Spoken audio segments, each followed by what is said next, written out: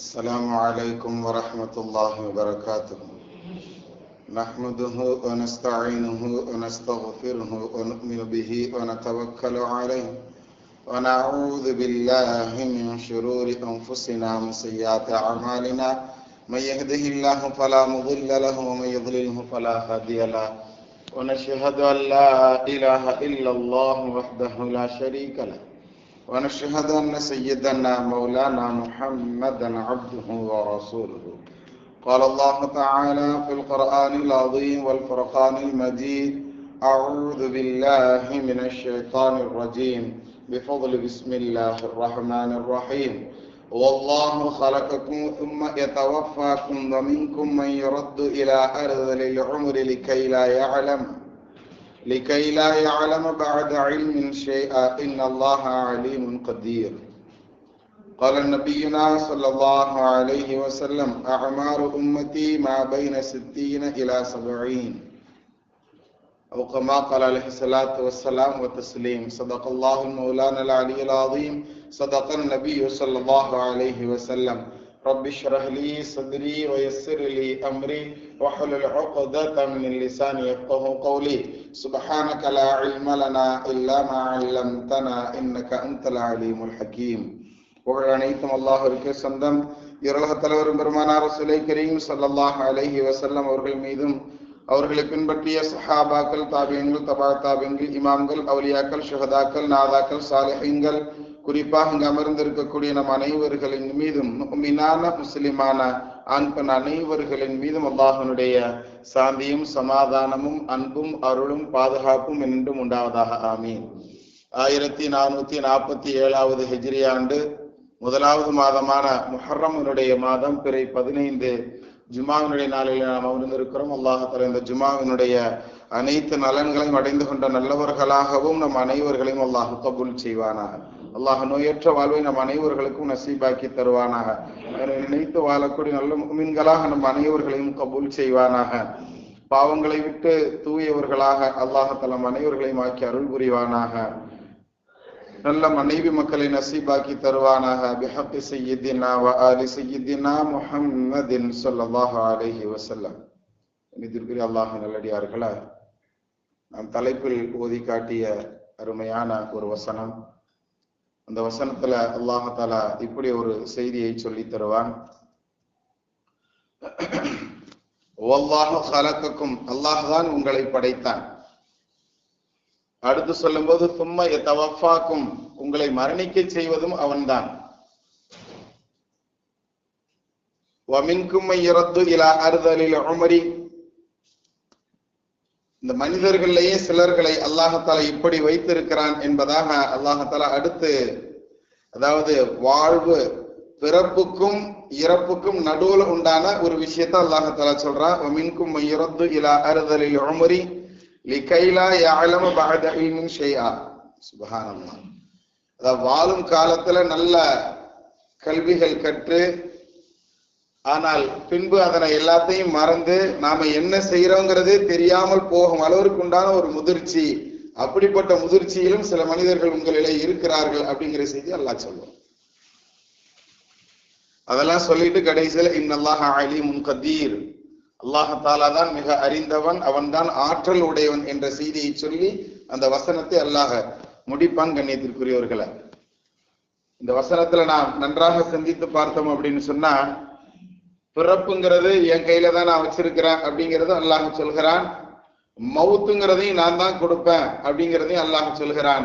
இடைப்பட்ட காலத்தில் உன்னை நீ வாழ்ந்து இருக்கக்கூடிய இந்த வாழ்க்கை இருக்கிறத, அது எந்த அளவிற்கு இருக்கணும் அப்படிங்கிறத நீ டிசைட் பண்ணிக்கோ, நல்ல விதத்துல நீ வாழ்ந்து கொள் அப்படிங்கிற செய்திய அல்லாஹ் தஆலா சொல்லி தருவான்.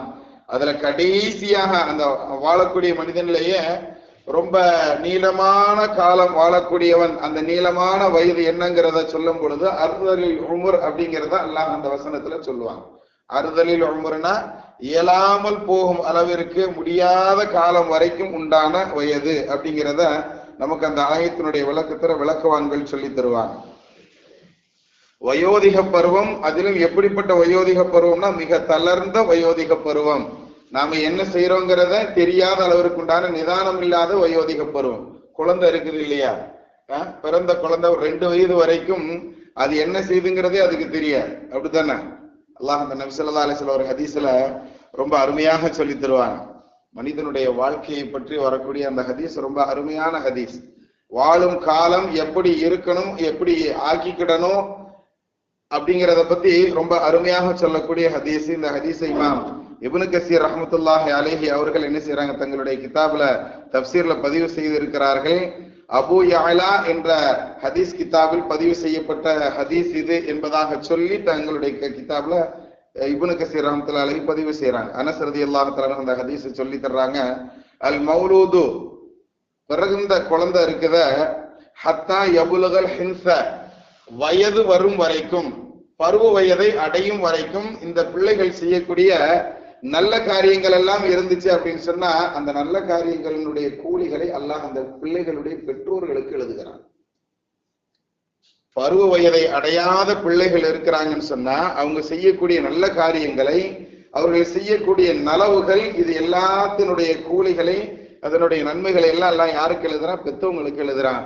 அந்த பிள்ளைகள் பாவம் ஏதாவது செய்தால் கூட அல்லாஹ்தாலா அதனை கண்டுகொள்வதில்லை. யாருக்கு? பருவ வயதை அடையாத பிள்ளைகளுக்கு. எப்பொழுது பருவ வயதை ஒரு குழந்தை எட்டுகிறதோ, அது ஆணோ பெண்ணோ இருபாலருக்கும் உண்டான பொது சட்டம் இது, பொது நியதி இது. நபி ஸல்லல்லாஹு அலைஹி வஸல்லம் ஹதீஸ்ல சொல்றாங்க, வரிசையாக சொல்லும் பொழுது அந்த பிள்ளைகள் பருவ வயதை அடைந்து விட்டால் அவர்களுக்கு உண்டான விஷயங்களை அல்லாஹ்தாலா பேனாவை நேர்படுத்துகிறான். எழுதுறதுக்குன்னு சொல்லி 2 மலக்குமார்களை நியமிக்கிறான். அவங்க என்ன செஞ்சாலும் எல்லாத்தையும் குறிக்க செய்கிறான் அப்படிங்கிற விஷயத்தை நீளமான ஹதீஸ்ல நபி ஸல்லல்லாஹு அலைஹி வஸல்லம் என்ன செய்யறாங்க, நமக்கு சொல்லி தர்றாங்க. கண்ணியத்திற்குரியவர்களை, அது என்னென்ன விஷயங்கள் அப்படிங்கிறது எல்லாத்தையும் தெளிவாக எழுதப்படும். செய்யக்கூடிய நலவுகள் எது இருந்தாலும் சரி, செய்யக்கூடிய தீமைகள் எது இருந்தாலும் சரி, எல்லாவற்றையும் அல்லாஹ்தாலா குறிக்க சொல்கிறான் இந்த 2 மலக்குமார்களை வைத்து.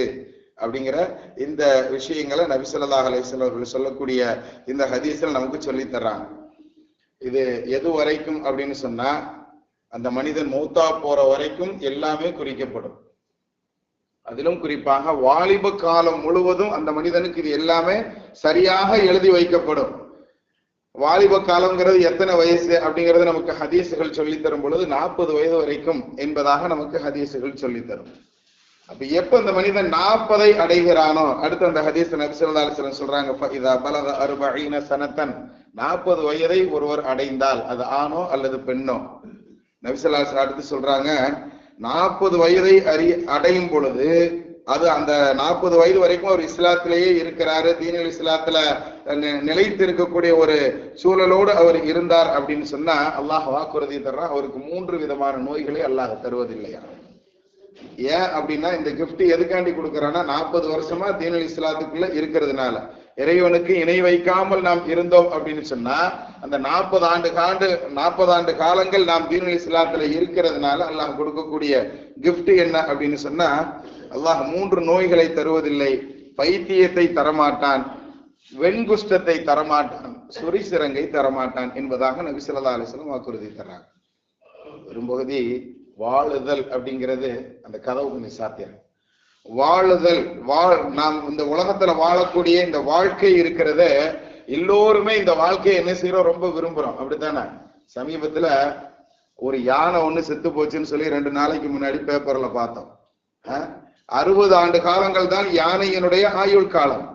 ஆனால் அந்த யானை கிட்டத்தட்ட 100 வயது வரைக்கும் வாழ்ந்ததாக, அது இந்த எக்ஸ்ட்ரா 40 வருஷம் வாழ்ந்திருக்கு பாருங்க, அதனால பேப்பர்ல இடம் பிடிச்சிருக்கு. நாம் செய்திகளாக நாம் அதை பற்றி பேசுகிறோம். மத்திய பிரதேசத்துல இருக்கக்கூடிய கோபால்ங்கிற மாநிலத்துல அது வத்சலான்னு சொல்லி அந்த யானைக்கு பெயரும் கூட என்பதாக சொல்லி ஒரு துணுக்கு செய்தியாக நாம பார்க்கிறோம். கண்ணியத்திற்குரியவர்களை, ஒரு 15 வருஷத்துக்கு முன்னாடி ஒரு ஆமை இறந்து போச்சான். அந்த ஆமை, பெரும்பகுதி ஆமைங்கிறது 200 ஆண்டு காலங்கள் வாழக்கூடியது, மனிதனை விட அதிகமான ஆயுள் காலம் அது. ஆனா அந்த ஆமை கிட்ட 200 ஆண்டுகளுக்கு மேலாக 255 ஆண்டுகள் வாழ்ந்ததாக என்ன செய்யறாங்க, அந்த வனவிலங்கு துறையில இருந்து நமக்கு தகவல் கொடுக்குறாங்க.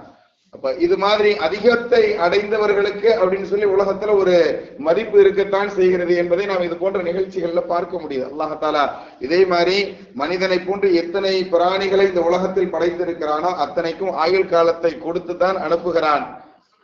ரொம்ப சின்ன ஆயுள் அப்படின்னு சொல்லி எடுத்துக்கிட்டோம் அப்படின்னு சொன்னா, நம்ம ஊர்ல சொல்லுவோம்ல ஈசல் பூச்சின்னு சொல்றோம் பாருங்க, இது மாதிரி ஒரு பூச்சி இருக்குதா, பாக்குறதுக்கு ஈசல் மாதிரியே இருக்குது, இன்னும் 2 வால் மாதிரி கொஞ்சம் நீளமாக இருக்கிறது.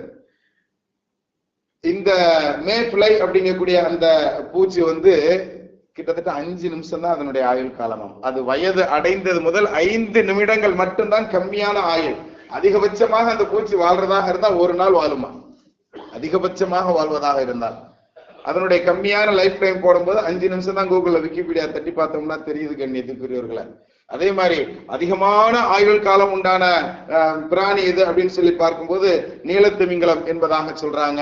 அது அதனுடைய நாக்கு நீட்டி வச்சாலே அதுல 500 நபர்கள் ஏறி நிற்கும் அளவிற்கு உண்டான பெரிய பொருளாக இருக்கக்கூடிய ஒரு நீலத்திமிங்கலம் என்பதாக என்ன செய்யறாங்க அறிவியல் ஆய்வாளர்கள் சொல்லி தராங்க. இது கிட்டத்தட்ட அதனுடைய ஆயுள் காலம் 400 வருடத்திலிருந்து 505 வருடங்கள் வரைக்கும் அது வாழக்கூடியதாக இருக்குதான். அப்ப இவ்வளவு ஆயுள் காலங்களை எல்லாம் அல்லாஹாலா ஒவ்வொரு படைப்பினங்களுக்கு கொடுத்திருக்கிறான்.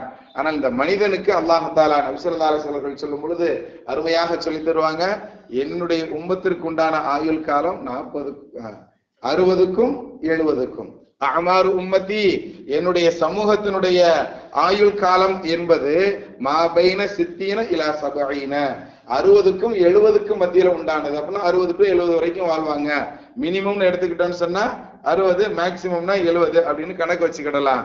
ஆனால் இதுவும் இந்த ஆயத்து நம்ம தலைப்புல ஒரு ஆயத்து சொன்ன பாருங்க, அதுல அல்லாஹ் சொல்லும் பொழுது எப்படி சொல்றான், குடுகுடு கிழவனாக தன்னுடைய பருவத்தை நாம என்ன செய்யறோங்கிறது தெரியாத ஒரு நிலை வரைக்கும் ஒரு மனிதனுக்கு, ஒரு சிலர்களுக்கு அது போன்று நாம் ஆயுளை கொடுக்கிறோம், அப்படிப்பட்டவர்கள் உங்கள இருக்கிறாங்க அப்படிங்கிற அந்த தகவலை அல்லாஹ் சொல்வதிலிருந்து இருந்து 70க்கு மேலேயும் சிலர்களுடைய வாழ்க்கைகள் இருக்கிறது அப்படிங்கறத நமக்கு அந்த ஆயத்தை புலப்படுத்துகிறது கண்ணியத்திற்குரியவர்களை. அந்த அடிப்படையில நாம பார்க்கும் பொழுது நபி ஸல்லல்லாஹு அலைஹி வஸல்லம் அவர்கள் இந்த ஹதீஸ்ல எவ்வளவு அருமையாக சொல்றாங்கன்னு சொன்னா, 40 வயதை ஒருவர் தீனுல் இஸ்லாத்திலேயே கழிச்சிட்டார் அப்படின்னு சொன்னா அவருக்கு 3 விதமான நோய்கள் வருவதில்லை. ஒன்று வெண்குஷ்டம் வர்றதில்லை, 2வது சொரிசிரங்கு வர்றதில்லை, 3வது பைத்தியம் அவருக்கு பிடிக்காது அப்படிங்கிற இந்த 3 உத்தரவாதங்களை என்ன செய்யறாங்க நமக்கு நபி ஸல்லல்லாஹு அலைஹி வஸல்லம் சொல்லி தர்றாங்க. அடுத்து 50வது வயதை ஒரு மனிதன் அடைந்தால் அல்லாஹ் தஆலா அவருடைய கேள்வி கணக்குகளை ரொம்ப லேசாக்கிடுவாங்க. 50 வருடங்கள் தீனுல் இஸ்லாத்தில் ஒருவர் வாழ்ந்து மரணித்து விட்டார் அப்படின்னு சொன்னா அவருக்கு கேள்வி கணக்குகள் ரொம்ப இலகுவாக இருக்கும்ங்கிறத நமக்கு நபி ஸல்லல்லாஹு அலைஹி வஸல்லம் அவர்கள் சொல்லி தரக்கூடிய அந்த ஹதீஸ் புலப்படுத்தும். அடுத்து 2வது இதா பலக சித்தீன ரஸகஹுல்லாஹு அல் இனாபத இலைஹி பிமா யுஹிப்பு, அல்லாஹ் தான் பக்கம் அந்த அடியான நெருக்கிக்கிறதுக்கு என்னென்னலாம் வழி இருக்குதோ அந்த வழியெல்லாம் அல்லாஹ்தாலா அந்த மனிதனுக்கு லேசாக்கி தருவான். யாருக்கு? 60 வயதை அடையக்கூடியவர்களுக்கு உண்டான பிரதிபலன். நிறைய பேரு 60 வயதுகளை அடைந்திருக்கிறோம், 60 வயதை தாண்டியவர்களும் நம்மளுடைய மஹல்லாக்களில் வசித்துக் கொண்டு இருக்கிறோம் கண்ணியத்திற்குரியவர்களை.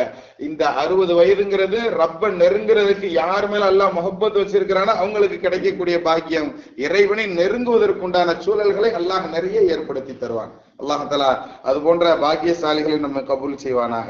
அடுத்து நபி ஸல்லல்லாஹு அலைஹி வஸல்லம் சொல்லும்போது இதா பலக 70 70 வயதை அடையக்கூடிய மனிதர்களுக்கு அஹப்பஹு அஹ்லஸ்ஸமா, அவரை வானவர்கள் விரும்புகிறார்கள். அதாவது வானத்தில் இருக்கக்கூடிய வானவர்கள் மலக்குமார்களுடைய பிரியம் அவருக்கு கிடைக்கிறது என்ற செய்தியை நமக்கு நபி ஸல்லல்லாஹு அலைஹி வஸல்லம் சொல்றாங்க.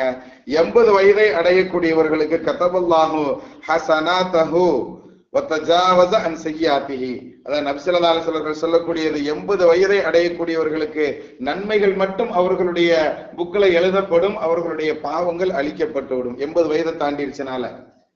ஆனா 80 வயது உடையவர்களும் அல்ஹம்துலில்லாஹ் இருக்கத்தான் செய்கிறோம். இதுவரைக்கும் நாம என்ன செஞ்சுக்கிட்டு இருந்தோம், இப்ப என்ன செஞ்சுக்கிட்டு இருக்கிறோம் அப்படிங்கறதை நாம் கவனத்துல கொள்ளணும் கண்ணியத்திற்குரியவர்களை. 80 வயதுங்கிற அடைகிறது இந்த காலத்தை பொறுத்த வரைக்கும் ஒரு எட்டா கனி போன்றுதான், அப்படித்தானே? 80 வயதை அடையக்கூடிய அல்லாஹால 86 வயதுல இன்னைக்கு காலையில ஒரு நபரை சந்திச்சு அல்லாஹ் நல்ல ஆரோக்கியத்தோடு வைத்திருக்கிறான். தங்களுடைய தேவைகளை தாங்களே நிறைவேற்றிக் கொள்ளும்படியான முழு ஆபியத்தோடு இருக்கிறாங்க. என்னுடைய தகப்பனாருக்கு 76 வயசாகுது. அல்லாஹால உங்களுடைய ஹயாத்தை நீட்டி தரணும்.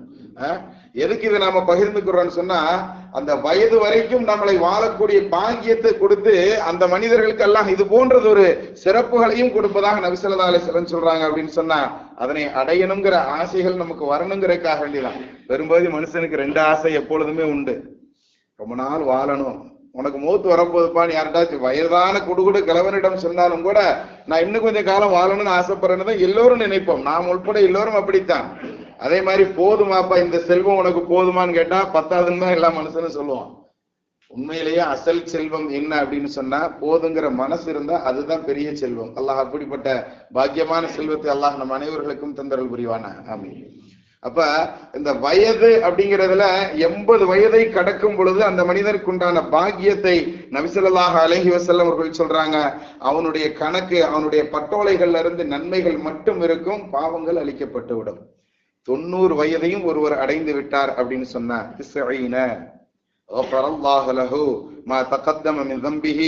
அவருடைய பாவங்களில் இனி ஏதாவது அவர் 90 வயசுக்கு மேலேயும் செய்வதாக இருந்தால் அதனை செய்ய முடியாதபடி உண்டான சூழல்களை அல்லாஹ் ஏற்படுத்துவாங்க. பாவங்கள் செய்ய முடியாதபடி உண்டான பாக்கியத்தை அல்லாஹ் தர்றான். அதே சமயத்துல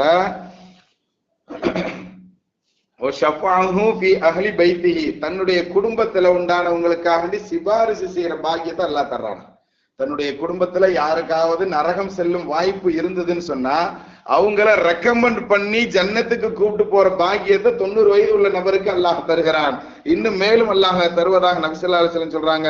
வகான அஸீரல்லாஹி ஃபீ அர்திஹி, பூமியிலேயே அல்லாஹ்வுக்கு பக்கத்து வீட்டுக்காரன் அவன் தான்ப்பா அப்படின்னு பேசும்படியாக அந்த அளவிற்கு உண்டான பாக்கியத்தை அல்லாஹ் அவருக்கு தருகிறான். இது 90 வயது நபருக்கு.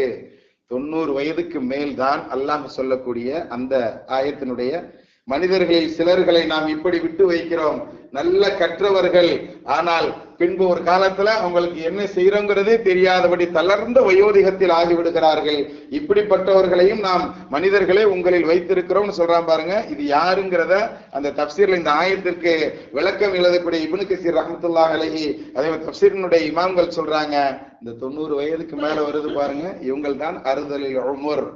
அல்லாஹ் எந்த வயது மூப்பு தளர்ந்த வயோதிகம்னு எதை சொல்றானோ அது அந்த 90 வயதுக்கு மேற்பட்டு உண்டான வயதுதான் என்பதை நமக்கு என்ன செய்யறாங்க, தப்சீர்களை வல்லுநர்கள் சொல்லி தர்றாங்க. அப்படிப்பட்ட வயது அடைஞ்சிட்டார் ஒரு ஆளு, ரொம்ப மூப்பை அடைந்து விட்டார் அப்படின்னு சொன்னா அவருக்கு உண்டான பாக்கியம் என்ன அப்படிங்கிறத அவர் வாழும் காலத்துல என்னன்னா நல்லது செஞ்சாரோ, உதாரணத்துக்கு 90 வயது வரைக்கும் என்னன்னு பார்த்துட்டோம் இல்லையா, 90 வயசுக்கு மேல வாழக்கூடிய நபர் தான் என்ன செய்யறோங்கிறது தெரியாத நிலையில இருக்காரு. அவருக்கு தொழுக முடியல, தொழுதாலும் எத்தனை ரக்காத்து நாம தொழுகிறோம்னு தெரியல. எங்க வீட்டுல ஒரு வயதான பாட்டி இருந்தாங்க, எங்களுடைய தாதி. எந்த அளவுக்கு தொழுவாங்கன்னு சொன்னா தொழுதுகிட்டே இருக்கும், எத்தனை ரக்காத்து தொழுகிறாங்கன்னு அவங்களுக்கே தெரியாது. கிட்டத்தட்ட 96 வயதை கடந்தவர்கள். அப்ப அவ்வளவு வயது வரைக்கும் அல்லாஹ் வச்சிருந்த இந்த ஆயத்துக்களை எல்லாம் நாம் ஆய்ந்து பார்க்கும் பொழுது அல்லாஹ் அது போன்ற அறுதலில் உமர் அப்படிங்கிற ஒரு வயதை வைத்திருக்கிறான். இப்படிப்பட்டவங்களுக்கு அவங்களுடைய கவலை அந்த அம்மா கேட்கும், என்கிட்ட கூட கேட்கும், எங்க தாதி, எப்படி நான் என்னுடைய தொழுகை எல்லாம் ஏத்துக்கிடுவானாப்பா அப்படின்னு கேட்கும். பேசிக்கிட்டே இருக்கும்போது திடீர்னு நீ யாருன்னு கேட்கும். பேசிக்கிட்டே தான் இருக்கும் நம்மள்ட்ட, நீ யாருன்னு திடீர்னு கேட்பாங்க. அப்ப அந்த அளவுக்கு உண்டான வயது மூப்பு அப்படிங்கிறது இருக்குது. இவர்களுக்கு அல்லாஹ் என்ன ஒரு பாக்கியத்தை தர்றான் அப்படின்னு சொன்னா, இவர்கள் வாழும் காலத்தில் எவ்வளவு நன்மைகள் செய்தார்களோ அதை அனைத்தையும் திரும்ப ஒரு போனஸாக அப்படியே திரும்ப தருவாங்க. அதை நபி ஸல்லல்லாஹு அலைஹி வஸல்லம் என்ன செய்யறாங்க, அந்த ஹதீஸ்ல சொல்லி முடிப்பார்கள். கண்ணியத்திற்குரியவர்களே, அப்படிப்பட்ட பாக்கியமான இந்த வாழ்க்கை அப்படிங்கறத அல்லாஹ் தஆலா நமக்கு கொடுக்கிறான். இது மாதிரி நீண்ட ஆயுள்கள் நாம் வாழ்வதற்கு என்ன செய்யணும்னு சொன்னா அதை நபி ஸல்லல்லாஹு அலைஹி வஸல்லம் நிறைய இடங்கள்ல நமக்கு அருமையாக சொல்லி தருவாங்க.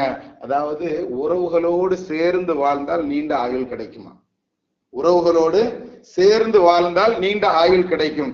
2வது சொல்லுவாங்க, குர்ஆன் ஷரீஃபை அதிகமாக ஓதணும். குர்ஆனுடைய தொடர்பு நமக்கு அதிகமாக இருந்துச்சுன்னு சொன்னா நமக்கு என்ன கிடைக்கும், நீண்ட ஆயுள்கள் கிடைப்பதற்குண்டான பாக்கியம் கிடைக்கும்.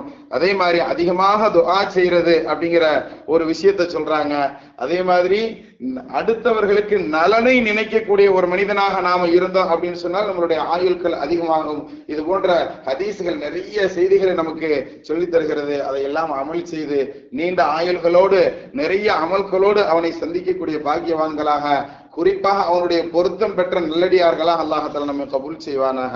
பிஹக்கி சய்யிதினா வ ஆலி சய்யிதினா முஹம்மதின் ஸல்லல்லாஹு அலைஹி வஸல்லம்.